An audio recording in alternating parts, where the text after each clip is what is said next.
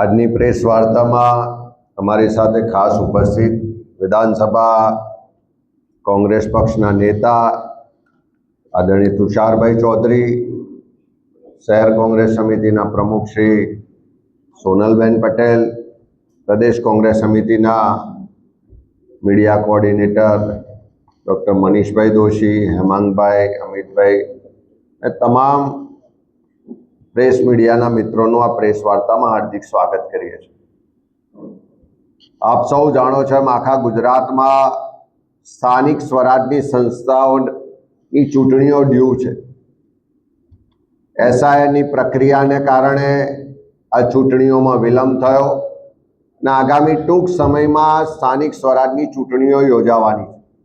ત્યારે ગુજરાતમાં 15 મહાનગરપાલિકાની 1044 બેઠકો પર ચૂંટણીઓ યોજાશે।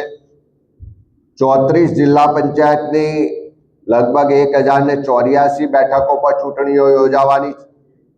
262 તાલુકા પંચાયતની 5214 બેઠકો પર ચૂંટણીઓ યોજાશે અને સાથે સાથે 83 જેટલી નગરપાલિકાની 2596 જેટલી બેઠકો પર ચૂંટણી યોજાવાની। આમ જોવા જઈએ તો આખા ગુજરાતના 95% વિસ્તારમાંથી લગભગ 10,000 જેટલી બેઠકો પર સ્થાનિક સ્વરાજની ચૂંટણીઓ યોજાવા જઈ રહી છે। ત્યારે કોંગ્રેસ પક્ષના અમારા સંગઠન દ્વારા તમામ રીતે ચૂંટણીની તૈયારીઓ પૂર્ણ કરવામાં આવી છે। તાલુકા કક્ષાએ, શહેર કક્ષાએ, વોર્ડ કક્ષાએ અને જિલ્લા કોંગ્રેસ સમિતિઓ દ્વારા લોકો વચ્ચે જવાના કાર્યક્રમો કર્યા, લોકોની સાથે સંવાદ પ્રસ્થાપિત કર્યો। મહાનગરોમાં કોંગ્રેસ આપકે દ્વાર કાર્યક્રમ દ્વારા લોકોનો મેનિફેસ્ટો બને, લોકોના પ્રશ્નોને સાંભળ્યા અને હવે આખરી સ્વરૂપમાં ઉમેદવારોની પસંદગીની પ્રક્રિયા કરવા જઈ રહ્યા છે। ત્યારે ગુજરાત પ્રદેશ કોંગ્રેસ સમિતિ દ્વારા આખા ગુજરાતના તમામ મહાનગરો, તમામ નગરપાલિકા વિસ્તારો, તમામ જિલ્લા અને તાલુકાઓમાં આગામી સ્થાનિક સ્વરાજની ચૂંટણી લડવા માંગતા ઉમેદવારોને રૂબરૂ સાંભળવા માટેનો કાર્યક્રમ નક્કી કરવામાં આવ્યો છે। આગામી 11 માર્ચથી શરૂઆત કરીને 20 માર્ચ સુધીમાં આખા ગુજરાતના તમામ મહાનગરો, નગરો, તાલુકાઓ અને જિલ્લાઓમાં સંભવિત ઉમેદવારોને રૂબરૂ મુલાકાત કરી એમને સાંભળવામાં આવશે અને પેનલ બનાવવાની કાર્યવાહી કરવામાં આવવાની છે। સાથે સાથે આપ સૌ જાણો છો એમ જે રીતે ગુજરાતમાં એસઆઈની પ્રક્રિયા થઈ, જે પહેલા જ અમે કહેતા હતા કે ગુજરાતની મતદાર યાદી શુદ્ધ નથી, એમાં મોટા પ્રમાણમાં ગોટાળા છે અને મોટા પ્રમાણમાં વોટ ચોરી થઈ રહી છે। જ્યારે એસઆઈની યાદી બહાર પડી એનાથી સ્પષ્ટ થયું કે મોટા પ્રમાણમાં વોટ ચોરી આટલા વર્ષોથી ચાલતી હતી। ખોટા, ડુપ્લિકેટ અને બોગસ મતદારોના આધારે ચૂંટણીઓ જીતવામાં આવતી હતી અને એસઆઈ પછી જે મતદાર યાદી બહાર પાડી એમાં 70 લાખ જેટલા મતદારોના નામ કમી થયા। એ જ બતાવે છે કે પાછલા 20 વર્ષમાં જે ચૂંટણીઓ થઈ એ આ બોગસ મતદાર યાદીના આધારે ચૂંટણીઓ થતી હતી। અને આપ સૌ જાણો છો કે અત્યારે મોટા ભાગની તમામ સ્થાનિક સ્વરાજની સંસ્થાઓમાં ભારતીય જનતા પાર્ટીનું શાસન, ભાજપના શાસકોએ આ સ્થાનિક સ્વરાજની સંસ્થાઓને ભ્રષ્ટાચારનો અડ્ડો બનાવી દીધો છે। જ્યાં સુધી કમિશન કમલમમાં ના પહોંચે ત્યાં સુધી કોઈ પણ જગ્યાએથી કોન્ટ્રાક્ટ આપવામાં આવતા નથી। 30% કમિશનની આ સરકાર છે। સાથે સાથે આપણે બધાએ અનુભવ્યું કે પહેલા જ વરસાદમાં રસ્તાઓ ધોવાઈ જાય છે।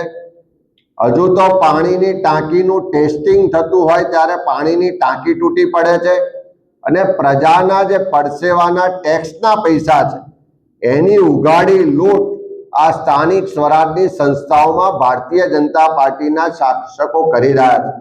ત્યારે એવા સંજોગોમાં એક ગુજરાતનો સામાન્ય નાગરિક જે ટેક્સ આપે છે તેની અપેક્ષા હોય કે સારા રસ્તા મળે, શુદ્ધ પીવાનું પાણી મળે, પ્રદૂષણ મુક્ત વાતાવરણ મળે, એને ત્યાં આગળ ટ્રાફિકની સમસ્યાઓ ના હોય, રહેણાંક માટેના ઘર હોય, એને ત્યાં સારું શિક્ષણ, સારી આરોગ્યની વ્યવસ્થાઓ હોય। સ્વચ્છતા જળવાતી હોય, વરસાદી પાણીનો નિકાલ થતો હોય, જે એની પ્રાથમિક જરૂરિયાતો છે અને જે પૂરી પાડવાની જવાબદારી આ સ્થાનિક સંસ્થાઓની છે, એના બદલે આ ભારતીય જનતા પાર્ટીના શાસનમાં બિલકુલ ઉલટું થઈ રહ્યું છે. ચારે બાજુ ભ્રષ્ટાચાર ચાલે છે, ગેરવહીવટ ચાલે છે અને લોકોનું શોષણ થઈ રહ્યું છે. લોકોના ઘરો તોડવામાં આવી રહ્યા છે, લોકો ટ્રાફિક ને પોલ્યુશનને કારણે પીડાઈ રહ્યા છે. શિક્ષણ અને આરોગ્યની વ્યવસ્થાઓ નથી રહી, એના કારણે ખાનગી શૈક્ષણિક સંસ્થાઓ આજે વેપાર કરી રહી છે, દવાખાનામાં લોકો લૂંટાઈ રહ્યા છે. અને એવા સંજોગોમાં અમે ગુજરાતના લોકોને આહ્વાન કરીએ છીએ કે આ ભ્રષ્ટાચારને અટકાવો હોય, આ ગેરવહીવટને અટકાવો હોય, આ ભ્રષ્ટાચાર મુક્ત વહીવટ લાવવો હોય, સ્વચ્છતા પ્રજાલક્ષી જે વહીવટ થવો જોઈએ એ જો લાવવું હોય તો એના માટે સારા લોકોએ જાહેર જીવનમાં રાજકારણમાં આવવું પડશે. સારા ભણેલા ગણેલા લોકો જે પ્રમાણિક રીતે વહીવટ બદલવા માંગે છે, પ્રજા માટે કામ કરવા માંગે છે, એવા લોકોએ આગળ આવવું પડશે. અને એવા લોકોને આવનારા સમયમાં કોંગ્રેસ પાર્ટી તક આપવા માંગે છે. જેમ દુનિયાના મોટા તત્વચિંતકોએ કીધું છે કે ખોટું કરવા વાળા જેટલા ગુનેગાર છે, એના કરતા મોગા મોડે સહન કરવા વાળા એનાથી મોટા ગુનેગાર છે. ત્યારે ક્યાં સુધી આ ભ્રષ્ટાચારી શાસનને મોગા મોડે સહન કરશો? ક્યાં સુધી તમારા પરસેવાના ટેક્સના પૈસાની જે લૂંટ ચાલી રહી છે એની સામે ચૂપ રહેશો? ક્યાં સુધી આવા ખોટા લોકોને શાસન કરવા દેશો? ત્યારે અમે ગુજરાતના તમામ જાહેર જીવનમાં કામ કરતા નાગરિકોને, આગેવાનોને, કાર્યકરોને, સંસ્થાઓ સાથે જોડાયેલા પ્રતિનિધિઓને કહેવા માંગીએ છીએ કે આવો, કોંગ્રેસ પાર્ટી તમને એક પ્લેટફોર્મ આપવા માંગે છે જ્યાંથી તમે સ્વચ્છ અને સારો વહીવટ કરવા માટે ભાગીદાર થઈ શકો છો, ભ્રષ્ટાચાર સામેની લડાઈનું નેતૃત્વ લઈ શકો છો, લોકોના હક અધિકારની લડાઈ લડી શકો છો અને પ્રજાભિમુખ વહીવટ થાય અને જનતાને એનો ટેક્સના સામે સુખાકારી મળે, સુવિધા મળે, એવું શાસન આપવા માટે તમારી જે યોગ્યતા છે, તમારું જે નેતૃત્વ છે, એને કોંગ્રેસ પાર્ટી આવનારા સમયમાં તક આપશે. ખાસ કરીને ગુજરાતમાં 15 મહાનગરોમાં ચૂંટણીઓ થવા જઈ રહી છે. ત્યારે આ 15 મહાનગરોમાં શિક્ષિત, સક્ષમ લોકોની વચ્ચે કામ કરતા વિવિધ સામાજિક સંસ્થાઓ, શૈક્ષણિક સંસ્થાઓ અને રાજકીય રીતે જે આગેવાની કરે છે એવા લોકો કોંગ્રેસ પાર્ટીમાં વિચારધારા સાથે જોડાય અને ઉમેદવારી કરવા માંગતા હશે તો એમના માટે એક ઓનલાઈન પ્લેટફોર્મ પર અમે આજે QR કોડ જાહેર કરીએ છીએ. આ QR કોડ સ્કેન કરી અને કોઈ પણ વ્યક્તિ આ 15 મહાનગરોમાં પોતાની ઉમેદવારી માટેનું ફોર્મ ભરી શકશે. અને એમની માહિતી આવ્યા પછી 11 તારીખથી 20 તારીખ સુધી બધાને રૂબરૂ સાંભળી અને એના માટેની પેનલો તૈયાર કરવામાં આવશે. આપણે બધા જ જાણીએ છીએ કે જે રીતે અનામતની વ્યવસ્થાઓ છે કે 50% બેઠકો મહિલાઓ માટે અનામત છે, સાથે સાથે SC, ST, OBC વર્ગના લોકો માટે પણ અનામત બેઠકોની વ્યવસ્થા છે.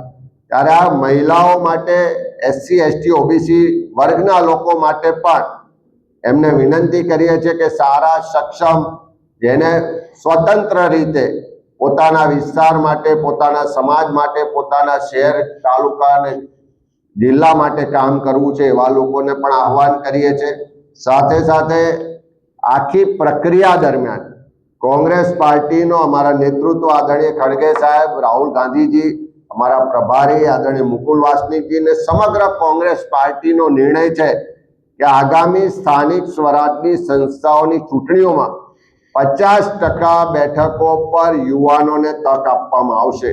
50 વર્ષથી ઓછી ઉંમરના યુવાનોને 50% બેઠકો પર અમે પ્રાથમિકતા આપવાના છે અને સાથે સાથે શિક્ષિત અને પ્રજાની વચ્ચે રહીને કામ કરનારા પ્રમાણિક લોકોને પણ અગ્રતા આપવામાં આવશે. ત્યારે 11 માર્ચથી શરૂ કરીને 20 માર્ચ સુધી આખા ગુજરાતમાં કોંગ્રેસ પાર્ટી જે સંભવિત ચૂંટણી લડવા માંગતા ઉમેદવારો છે એમને સાંભળવાની પ્રક્રિયા કરવાની છે। ઝડપથી પેનલો પણ બનશે ને ઝડપથી ઉમેદવારોની જાહેરાત પણ કરવામાં આવશે એ આપના માધ્યમથી અમે ગુજરાતની જનતાને જણાવવા માંગીએ છીએ। સાથે સાથે આ 15 મહાનગરોમાં કોઈ પણ વ્યક્તિ, કોઈ પણ આગેવાન, કોઈ પણ કાર્યકર જે જાહેર જીવનમાં આવી અને સારું કામ કરવા માંગે છે, નેતૃત્વ કરવા માંગે છે, એમના માટે પણ ઉમેદવારી કરવા માટે QR કોડ ઓનલાઈન વ્યવસ્થાની પણ આજે જાહેરાત કરીએ છીએ અને એમની પણ ઉમેદવારીને આવકારીએ છીએ। ત્યારે આપના માધ્યમથી બધા જ લોકોને વિનંતી કરીએ કે જનતામાં જે આક્રોશ છે, જે જનાક્રોશ યાત્રા દરમિયાન અમે જોયો છે, એ આક્રોશને વહીવટ બદલવામાં પરિવર્તિત કરવા માટે, પ્રમાણિક શાસન લાવવા માટે, ભ્રષ્ટાચારીઓને દૂર કરવા માટે ને પ્રજાના પૈસાની જે લૂંટ ચાલે છે એને અટકાવવા માટે બધા જ સારા લોકો આગળ આવે, કોંગ્રેસ પાર્ટીની વિચારધારા સાથે જોડાય, પોતાની નેતૃત્વ ક્ષમતા, પોતાની જે આવનારા સમયમાં લોકો માટેની કટિબદ્ધતા છે એને આગળ લાવે અને એ બધા જ લોકોને કોંગ્રેસ પાર્ટી પ્લેટફોર્મ આપશે એ આપના માધ્યમથી આજે જાહેરાત કરીએ છીએ। ત્યારે 11 માર્ચથી 20 માર્ચ સુધી આખા ગુજરાતમાં ઉમેદવારોને સાંભળવાની પ્રક્રિયા કરવામાં આવશે। Thank you.